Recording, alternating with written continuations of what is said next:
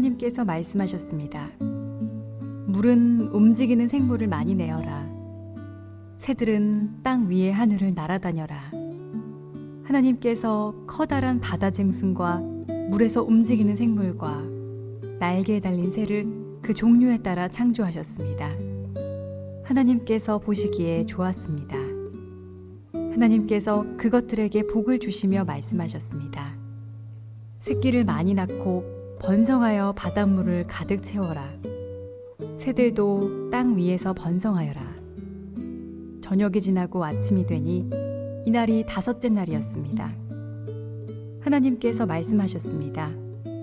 땅은 온갖 생물을 내어라. 가축과 기어다니는 것과 들짐승을 각기 그 종류에 따라 내어라. 그러자 하나님께서 말씀하신 대로 되었습니다. 하나님께서 온갖 들짐승과 가축과 땅 위에서 기어다니는 생물을 각기 그 종류대로 만드셨습니다. 하나님께서 보시기에 좋았습니다. 고맙습니다. 우리 가슴에 손을 얹고 믿음을 고백하고 말씀을 나누겠습니다. 제가 먼저 고백하겠습니다. 하나님은 우리를 사랑하십니다. 나는 그 사랑 안에 있습니다. 하나님께서 오늘 나에게 말씀하실 것입니다. 그 말씀에 능력이 있습니다. 그 말씀에 생명이 있습니다. 나의 마음을 하나님께 드립니다.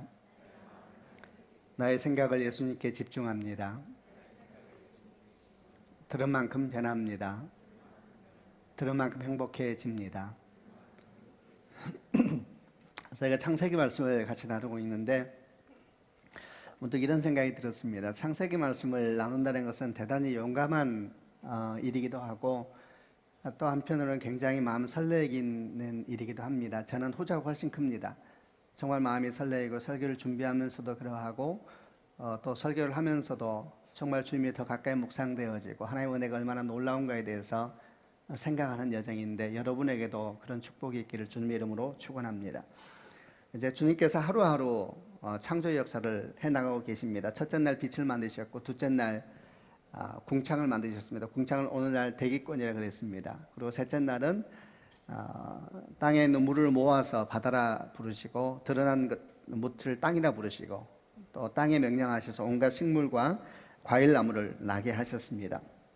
그리고 제가 지난주에 묵상한 것은 넷째 날 해와 달과 별들을 만드시고 낮과 밤, 징조와 계절 그리고 날개 해를 이루게 하신 것에 대한 묵상까지 나눴었습니다. 이렇게 하루하루 지나갈 때마다 마지막 하나님의 형상을 따라 만들 사람들이 거할 수 있는 가장 아름다운 환경으로 하나님께서 하나하나 창조하고 계셨습니다. 오늘 묵상은 5째 날 창조에 대한 부분하고 6째 날 앞부분 사람 창조 그 앞까지 이르는 내용을 묵상을 해보려고 합니다. 한 번 더 조금 읽어보려고 하는데요. 먼저 20절부터 21절을 읽어보겠습니다. 제가 20절 읽겠습니다. 하나님께서 말씀하셨습니다. 물은 움직이는 생물을 많이 내어라. 새들은 땅 위에 하늘을 날아다녀라.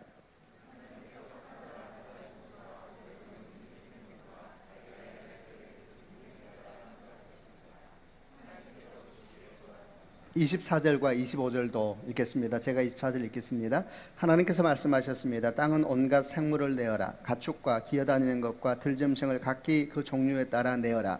그러자 하나님께서 말씀하신 대로 되었습니다.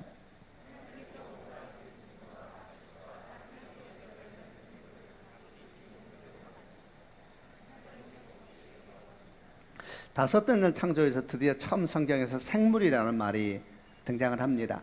셋째 날 땅 위에 식물을 만드셨지만 식물과 생물은 좀 다르지요. 다섯째 날 생물이 처음 등장을 하고 여섯째 날 마지막에 가면 사람의 창조까지 이어지는 이제 생물에 대한 창조에 대한 기록이 시작됩니다. 먼저 오늘 본문을 보게 되면 주님께서 물에 움직이는 생물을 만드셨는데 물고기를 만드신 것이죠. 그리고 궁창 하늘에는 새들이 날아다니게 하셨고 그리고 여섯째 날 앞부분에서는 땅에 가축과 기어다니는 것과 들짐승을 창조하셨다 이렇게 기록이 되어 있습니다. 그러니까 오늘날 우리가 보는 물고기라든지 새라든지 땅에 움직이는 들짐승, 기어다니는 것 또는 모든 짐승들을 다섯째 날과 여섯째 날 앞부분에 하나님께 창조하셨다 이렇게 기록을 하고 있는 겁니다. 이 땅에 생물이 얼마나 있을까에 대해서는 사실 추측할 뿐입니다. 왜냐하면 사람들이 발견하지 못하고 아직 보지 못하는 지역이 굉장히 넓기 때문에, 특별히 깊은 바다, 심해 같은 경우에는 어떤 생물이 살고 있는가에 대해서 아직 제대로 파악조차 될 수가 없습니다. 그래도 지금까지 발견된 생물 종만 하더라도 100만 종이 넘는다고 이렇게 이야기를 합니다. 그러나 말씀드린 것처럼 확인되지 않은 생물이 너무 많기 때문에 어떤 학자들은 지구상에 1000만 종이 넘는 생물이 있을 것이라 추정하기도 합니다. 다 물론 추정이죠.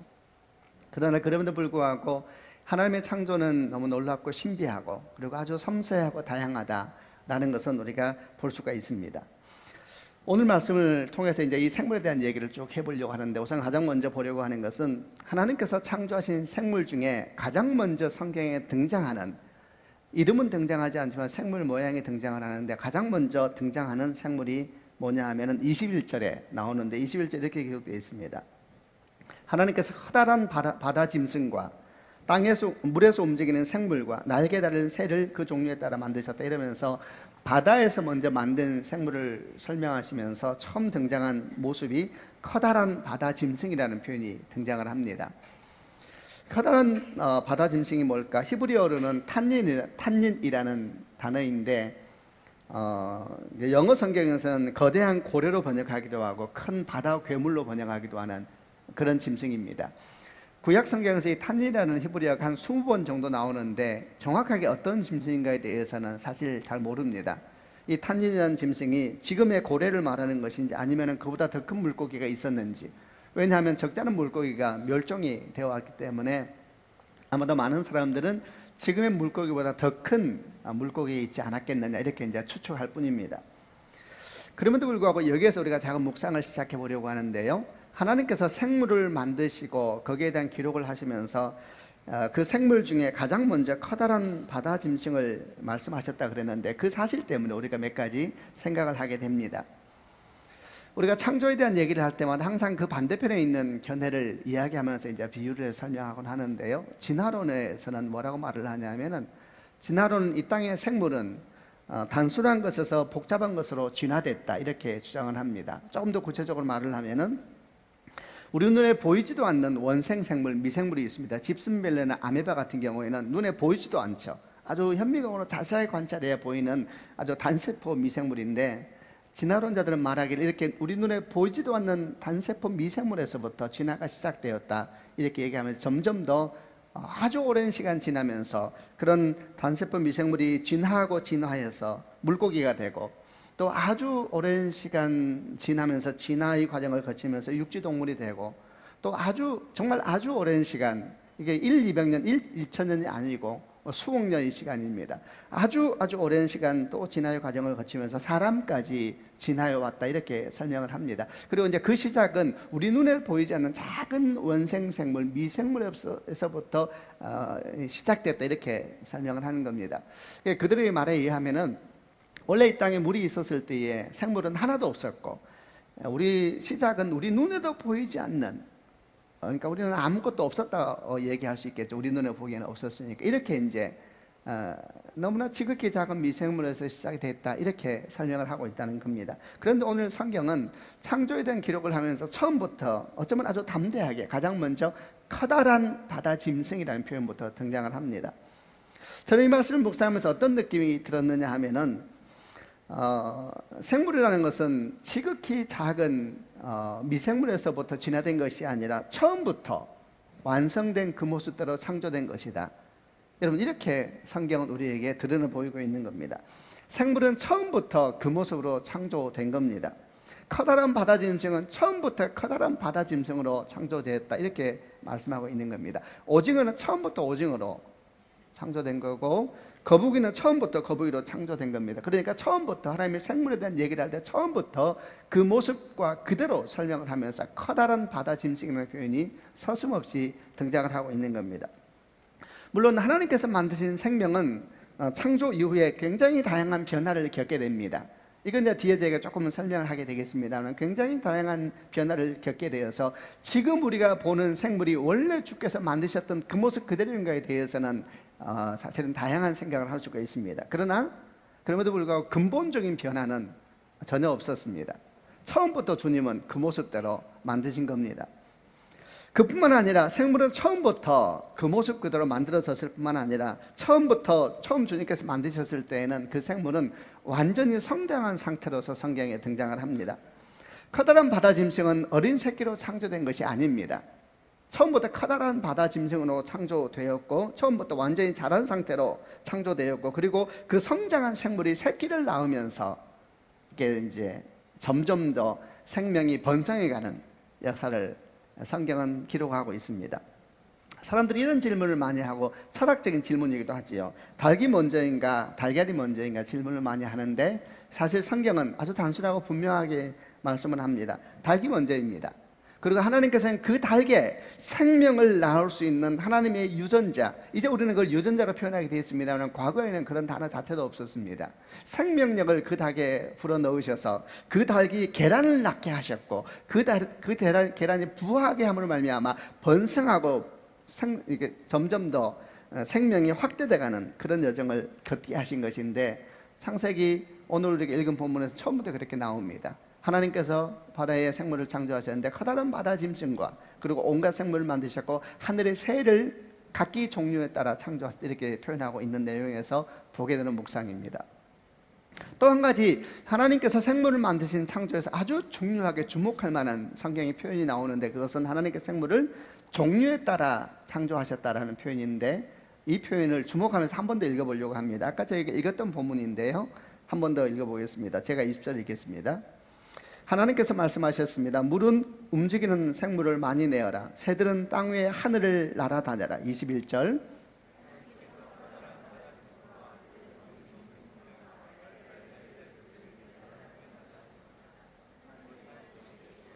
여기에 그 종류에 따라 창조하셨습니다라는 표현이 나오지요.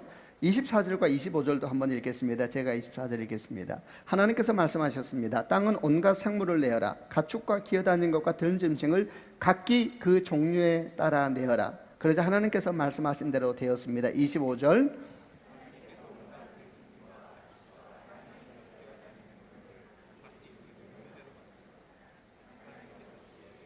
보십시오.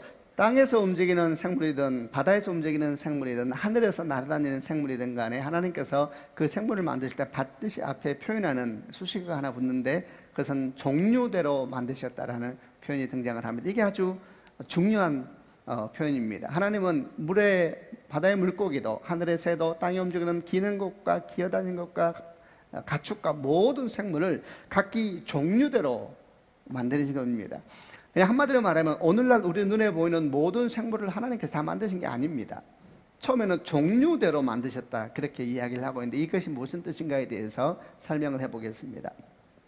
우선 종류대로 만드셨다 그랬는데, 이 종류라는 뜻이 뭔가에 대한 이야기를 이해하기 위해서 아주 중요한 그걸 잘 보여주는 성경 말씀이 하나 있는데요, 창세기 6장 19절로 20절 말씀인데, 참고로 이 말씀은 어떤 말씀이냐면, 하나님께서 노아에게 방주를 만들고 난 다음에 홍수가 시작될 때 그 방주에 짐승들을 태우는 것에 대해서 기록을 하시면서 어떻게 짐승을 태워야 되는가에 대한 기준을 설명한 내용입니다. 19절 20절인데요 이거는 개역개정으로 봐야지 조금 더 이해가 빨리 돼서 제가 개역개정으로 19절 읽겠습니다. 혈육 있는 모든 생물을 너는 각기 암수 한 쌍씩 방주로 이끌어들여 너와 함께 생명을 보존하게 하되. 20절.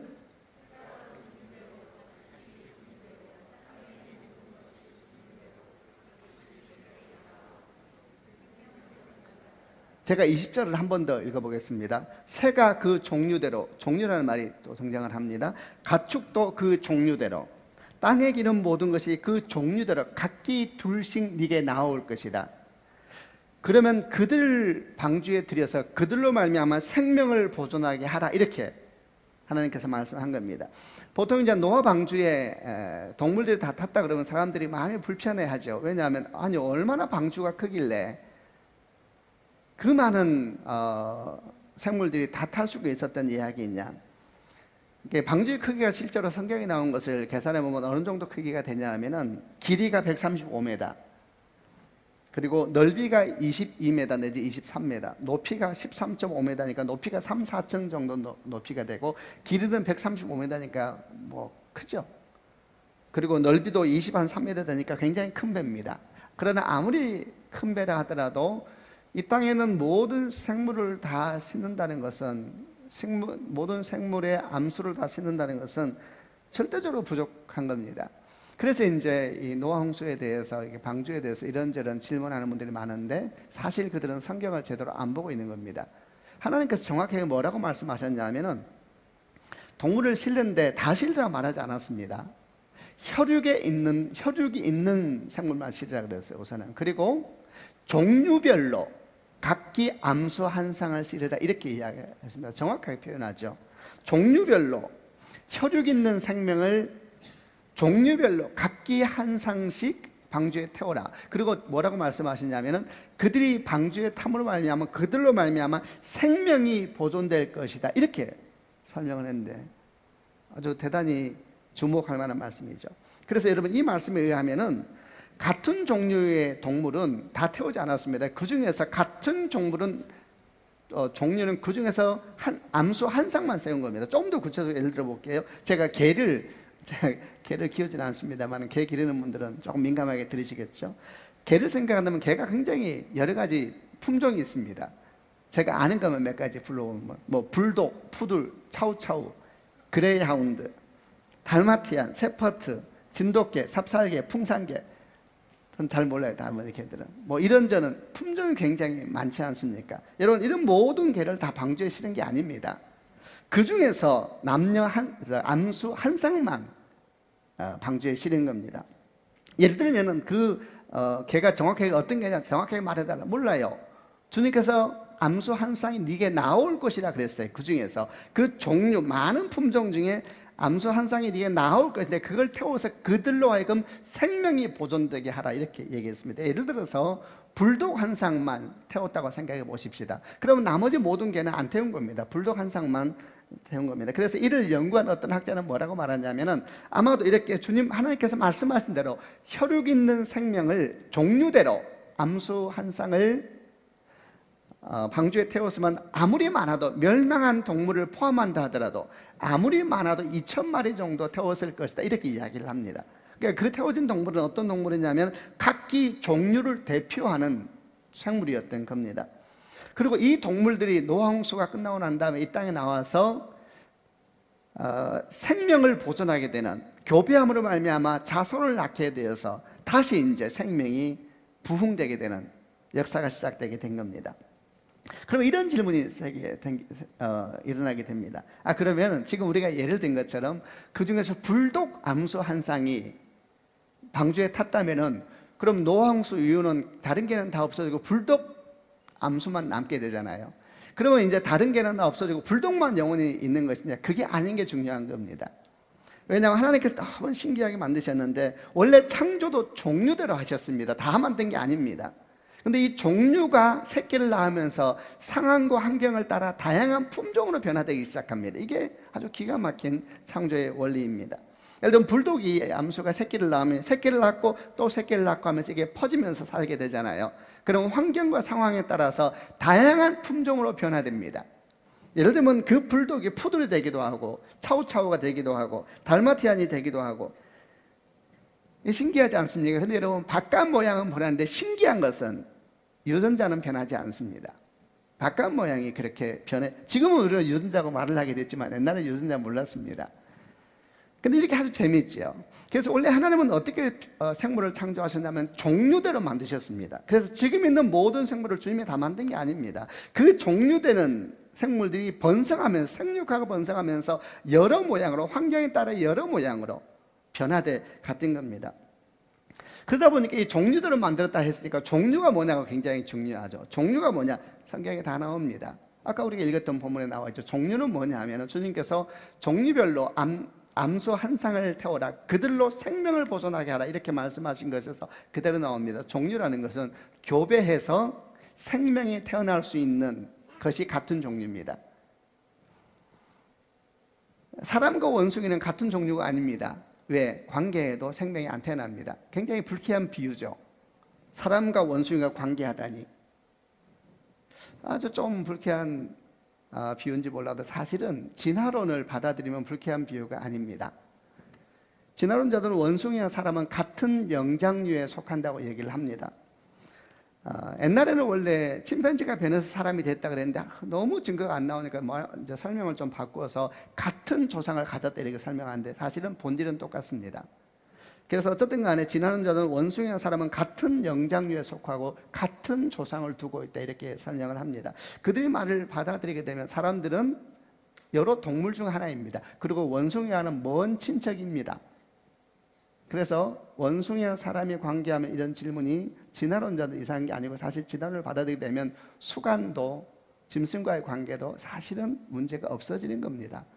굉장히 좀 당황스럽지요? 그러면 성경 말씀에 의하면 사람과 원숭이는 같은 종류가 아닙니다. 왜냐하면 관계에도 생명이 안 나옵니다.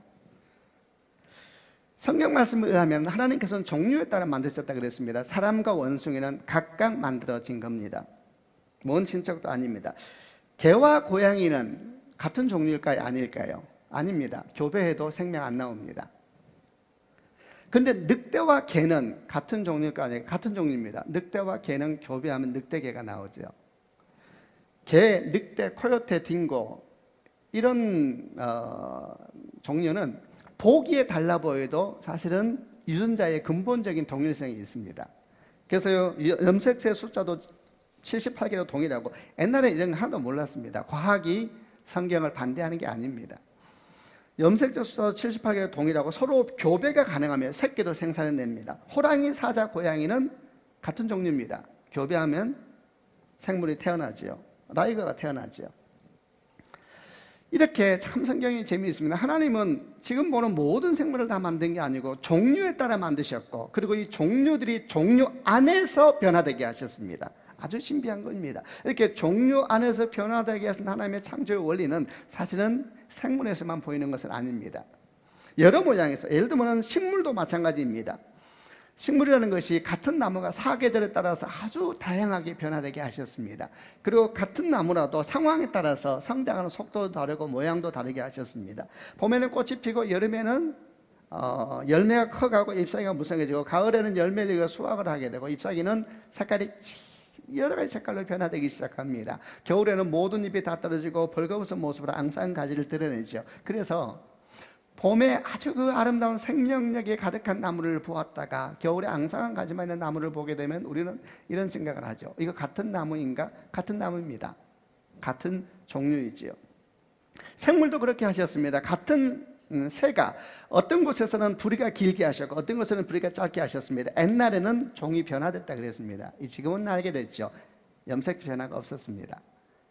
같은 새가 어디에는 날개가 붉습니다. 근데 어디에는 노랗습니다. 아주 신기한 일이었죠. 그래서 이런 걸 보고 찰스 다윈이 갈라파고스 제도에 가서 진화론을 논리적으로 설명하기 시작했죠. 그런데 같은 종류라는 걸 몰랐습니다. 같은 종류의 거북이가 어디에는 목이 이렇게 길고 어디에는 목이 차분하게 겸손합니다. 다르지요. 아주 다릅니다. 그런데 여러분 아주 신기한 것은 종류 안에서는 변화되는데 종류 바깥에서는 어디도 변화된 것을 찾을 수도 없습니다. 본질은 같습니다. 다양하게 변화되고 있는 겁니다. 이는 마치 사람이 환경과 상황에 따라서 긴 세월에 걸치면서 같은 사람이 아담과 하와에서 시작됐는데 흑인종이 되고 백인종이 되고 황인종이 되고 얼굴은 어떤 사람은 얼굴이 길고 어떤 사람은 얼굴이 차분하고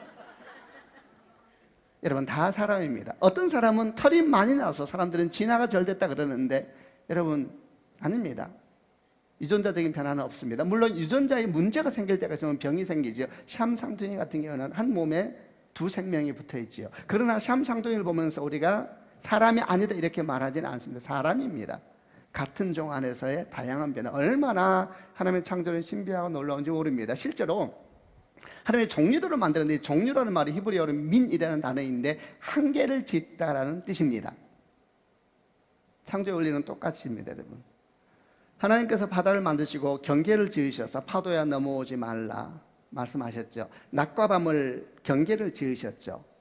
윗궁창 아래궁창을 경계를 짓기 위해서 대기직권을 만들 경계를 지으셨죠. 짐승도 생물도 아주 신기합니다. 아름다운 변화를 마음껏 하게 하셨습니다. 그러나 경계를 지으셨습니다. 종류 안에서. 그래서 이 종류가 보존되면 다양한 변화는 계속 가능하도록 하셨으니 아주 신기한 것이지요. 그러나 아까 말한 것처럼 종류를 뛰어넘는 변화는 없습니다. 예를 들면 개는 환경에 따라서 늑대와 코요테와 딩고로는 변화되지만 개는 고양이로 변화되지는 않습니다.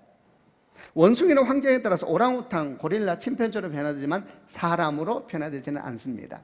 다른 종류이기 때문입니다. 그럼 여기서 우리 아주 중요한 질문을 하게 되는, 목사님 그러면 그렇게 많은 짐승들이 변화되는 것은 진화론 아닙니까? 진화론과 무슨 차이가 있습니까? 그래서 결정적이고 중요한 차이가 있습니다. 진화론은 종류를 넘어서 변화된다고 말을 합니다. 그래서 원숭이가 사람이 먼 친척이 되는 겁니다. 이런 모양, 저런 모양, 어떤 모양 설명하든 간에 이런 얘기들을 계속 합니다. 진화론들은 계속해서 종류를 넘어서 변해왔다. 공통조상론을 이야기합니다. 지금은 조상이 같다. 그 종류를 넘는 변화를 이야기하는 겁니다. 제가 아주 영리한 물고기라고 하는 2010년도에 있는 미국에 있는 동화학가가 쓴, 얼마나 그림이 이쁜지 모릅니다. 이거 하필이면 상어가 이렇게 굉장히 많은 물고기가, 아마도 자녀를 기르는 분들은 이 책 많이 사서 읽어줬을 겁니다. 여기는 제목은 뭐냐면 아주 영리한 물고기, 밑에 진화는 어떻게 시작됐을까, 사람은 어디에서 왔을까, 어린아이들에게, 한글도 모르는 어린아이들에게 부모가 읽어주게 하고 아이들은 그림을 통해서 배우게 하는 겁니다. 내용은 이렇습니다. 물고기가 많이 있었습니다. 바다에 아름다운 물고기가 많았습니다. 그 중에 특별히 똑똑한 물고기가 한 마리 있었습니다. 이 똑똑한 물고기는 바다를 육지를 너무너무 걷고 싶었습니다. 어떻게 그럴 수가 없었죠. 그래서 어떻게 하였느냐, 이 영리한 물고기가 어떻게 행동하냐 하면은 오랫동안 생각하고 또 생각합니다. 여기 적혀 있습니다. 영리한 물고기는 포기하지 않았어요. 오랫동안 생각하고 또 생각했지요. 마침내 영리한 물고기는 멋진 방법을 생각해냈습니다. 발을 만드는 거야. 그리고 아름다운 발을 4개 만들어서 지느러미에 씌웠습니다. 그리고 어느 화창한 날 영리한 물고기는 물 밖으로 나가서 모래사장을 걸었습니다. 그 다음에 이렇게 기록되어 있습니다. 영리한 물고기는 세상에서 처음으로 땅 위를 걸은 물고기였습니다. 물에서 나와 땅 위를 걸은 첫 번째 생물이었지요. 땅 위에는 아무도 없었어요. 텅 비어 있었어요. 벌레는 조금 있었을지 몰라도 그게 전부였어요. 영리한 물고기는 너무 심심하고 외로웠어요. 그래서 다시 바다로 뛰어듭니다. 그 다음에 어떻게 시작되느냐, 그리고 그로부터 한참이 지났어요. 아마 아주 오랜 시간이었을 거예요. 진화론은 시간이 신입니다. 아주 오랜 시간이 이었을 거예요. 또 다른 물고기들이 땅 위를 걸어보려 했어요. 그 물고기들이 영리한 물고기처럼 영리하지 못해서 발을 만들지 못했어요. 대신 지느러미로 모래를 밀면서 바닷가로 꾸물꾸물 기어 올라갔지요. 물론 그렇게 해서는 제대로 걸을 수가 없었어요. 그 다음 또 나옵니다. 다시 오랜 시간이 흘렀어요. 어마어마하게 긴 시간이었지요. 글씨 크게 해놨네. 어마어마하게 긴 시간이었지요. 그리고 이렇게 기록합니다. 물고기에게 지느러미 대신 발이 생겼어요. 이제 물고기는 더 이상 물고기가 아니에요. 양서류로 변했고, 양서류는 바다에 살고 물에 살고 양서류로 변했고, 그 다음에는 파충류가 되었어요. 그때부터 모든 것이 변하기 시작해서 땅 위에 수많은 동물이 생겨났어요. 영리한 물고기 한 마리 덕분에 말이에요. 끝. 아주 영리한 물고기 크리스토퍼 워멀. 진화는 어떻게 시작됐을까? 오늘날은 이제 아까 말한 것처럼 원숭이가 사람이 됐다고 말하지는 않습니다. 공통조상, 그러나 근본 원리는 똑같습니다. 그들은 종류를 넘어서는 변화를 이야기합니다. 그러면 단순하죠. 증거가 있느냐? 증거는 화석입니다. 아니면 살아있는 생물 중에 발견하면 되지요. 하나도 없습니다. 아주 오랜 시간에 대해서 이렇게 진화가 되어 오는 것입니다. 물고기 얘기하겠습니다. 이 사람이 표현한 그대로 아주 오랜 시간이었어요. 그렇게 하게 되면은 이 지느러미를 걷기 시작하면 지느러미가 딱딱해지기 시작하면서 어느 순간 어떤 물고기는 지느러미가 발이되어 있는 물고기가 나와야 되겠죠. 그러면 이제 이게 종류를 뛰어넘는 변화가 시작됩니다. 그러면 또 어떤 분이 말해요. 목사님, 어느 날 제가 금붕어를 봤더니 발 비슷한 모양이 있었어요. 저도 봤어요. 그러나 모양만 그런 것이고 유전자는 변하지 않습니다. 물고기입니다. 종류에서 종류를 뛰어넘는, 예를 들면 침팬지가 사람이 됐다 그러면 지난 오랜 시간이 걸쳐서 아주 1, 2천 년이 아니고요. 수억 년, 오랜 시간에 걸쳐서 진화가 되기 때문에 갑자기 침팬지가 사람이 되는 건 아닙니다. 서서히 변해갑니다. 그런 논리 하면은 어느 순간에는 침팬지 중에 오른쪽 손만 사람 손이고 나머지는 침팬지인 짐승이 있어야 되는 겁니다. 그래서 진화론자는 끊임없이 찾았습니다. 그게 발견되면 다 끝나는 겁니다. 끊임없이. 찰스 다윈이 1859년 종의 기원이라는 책을 썼습니다. 2017년 150년 동안 끊임없이 찾았습니다. 하나도 없습니다. 목사님 무슨 말이죠? 교과서에서 배웠는데 많이 있다는데 시조서 몰라요? 예, 처음에 이렇게 주장했지만 지금은 다 밝혀졌죠. 시조새가 이제 발톱이 있다 그래가지고 파충류, 공룡에서 새로 변하는 과정에 짐승이 아니겠냐 이런 논리가 있었거든요. 지금은 다 밝혀졌습니다. 이제는 유전자가 파악되거든요. 새입니다, 새. 새인데 겉모양만 조금씩 바뀌고 있었던 겁니다. 신기하죠? 종류 내의 변화. 그럼 왜 진화론자는 끊임없이 진화를 주장하느냐? 그렇게 믿고 있는 겁니다. 아직 발견이 안 되었다 뿐이지 있을 것이다 믿고, 그리고 어떤 학자들은 그렇게 중간고리라 그래요. 그걸 중간고리, 종류와 종류가 걸쳐있는 중간고리가 발견됐다 그러는데, 여러분 그렇게 주장하는 동물들은 엄청난 논쟁의 대상입니다. 진화론자들 중에서도 엄청난 논쟁의 대상. 왜? 확실하지 하나도 없어요. 믿음입니다. 믿음. 그들도 믿음이요, 우리도 믿음입니다. 그들은 하나님은 죽어도 없다라고 믿습니다. 그 상황에서 또 다른 믿음을 만들어내지요. 그리고 그 확률은 이제 과학자들도 알죠. 무한대분의 1일 확률을 계속 주장하고 있지요. 근데 없습니다. 그런. 앞으로 발견되면요, 그럼 그때 얘기합시다. 없습니다. 자, 이런 창조에서 이제 저는 생물학자 아닙니다. 그래서 한 주 동안 아주 힘들었답니다.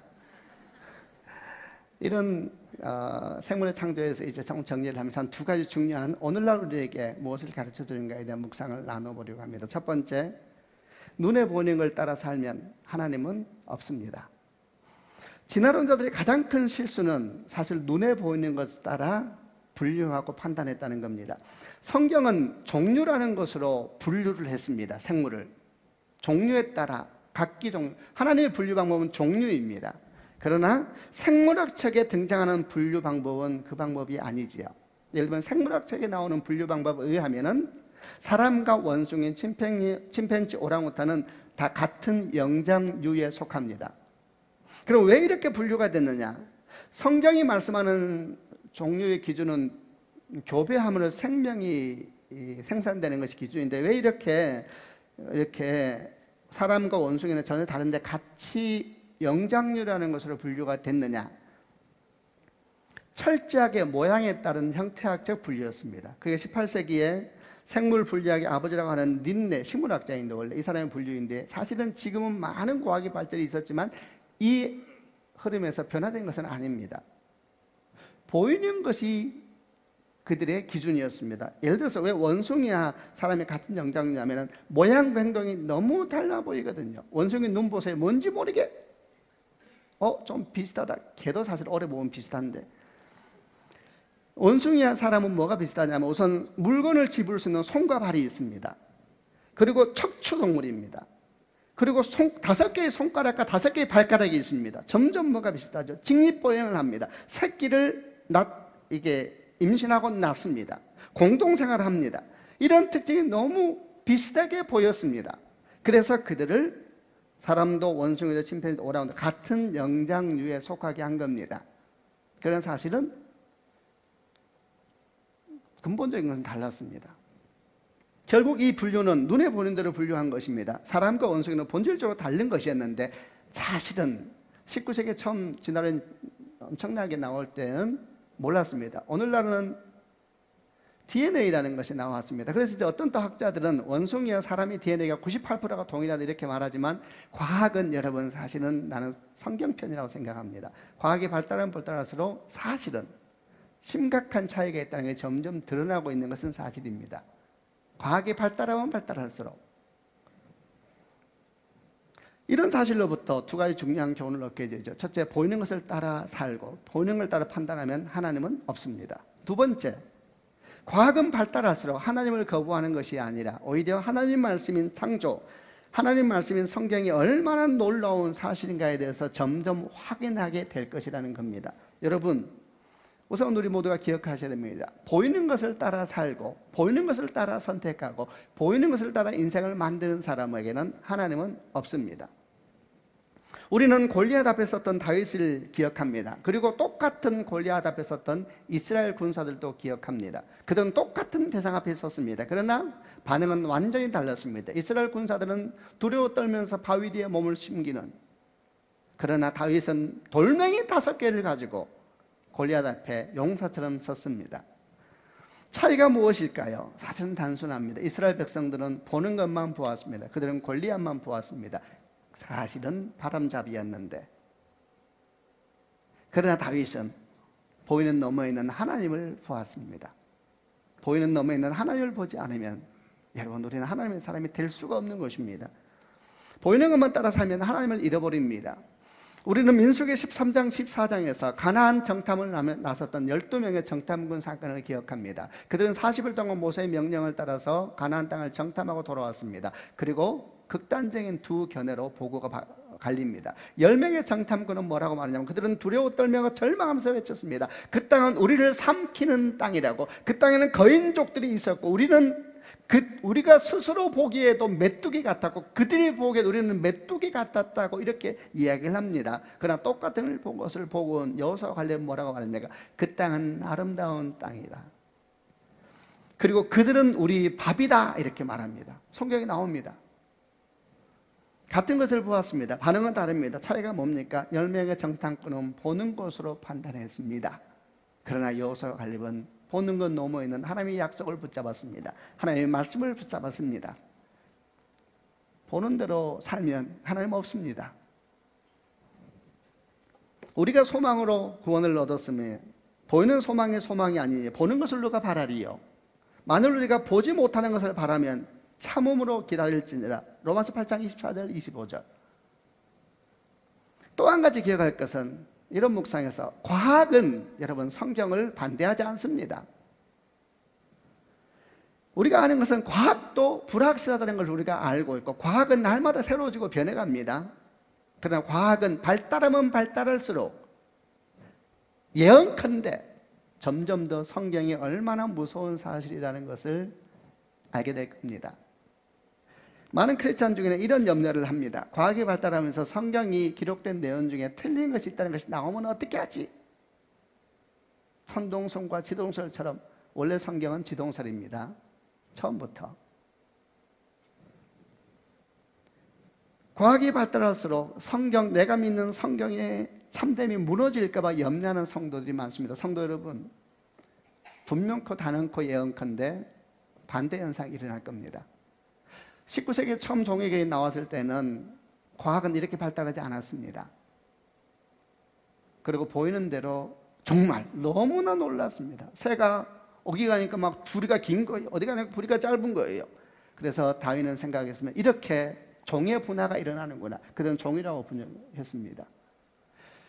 그리고 더 많은 연구를 했습니다. 비둘기를 집에서 키워봤다고 합니다. 그리고 교배를 시켜봤다고 합니다. 그랬더니 여러 모양을 만들 수가 있더래요. 그래서 다윈은 확신했죠. 그래서 종의기원을 기록하게 된 겁니다. 그때는 과학이 DNA를 모를 때였습니다. DNA를 알게 됐네요. 그리고 놀라운 사실을 알았죠. 근본적으로 같았습니다. 그들이.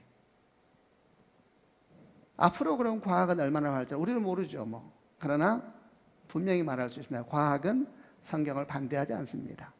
다만 무례하고 교만한 사람들이 지금의 과학적인 결과를 가지고 진리라고 말하고 있는 것이 문제일 뿐입니다. 우리는 크리스찬들은 모르는 것이지요. 그래서 믿음으로 받아들이는 것이고, 그리고 하나님의 말씀을 진리라고 우리가 믿고 바라보는데 신기하게도 놀랍게도 여러분, 점점 더 성경의 무서운 진리는, 창세기는 지금부터 BC 3,500년 전에 기록됐다고 합니다. 창세기. 근데 거기에 벌써 종류라는 분류 기준이 나오고, 창세기 6장에는 생명이 보존될 것이다 그런 분류 기준도 나옵니다. 그리고 그 기준을 벗어난 화석도 생물도 하나도 없습니다. 지금 대단한 데가 아니죠. 무섭죠. 성경은 무서운 사실입니다. 주의 은총이 여러분과 함께 하시길 바랍니다. 여러분 축복합니다. 우리는 보이는 것을 넘어서 하나님을 바라보는 믿음의 사람들입니다. 아멘이죠. 세상을 두려워하지 마십시다. 열심히 공부하고 과학자들은 열심히 과학을 공부하고 겸손한 마음으로 가난한 마음으로 나아가게 되면 주의 놀라운 은총이 이 땅 가운데 더 분명하게 드러나게 될 줄로 믿습니다. 그런 축복이 있을지어다. 아멘. 기도하겠습니다.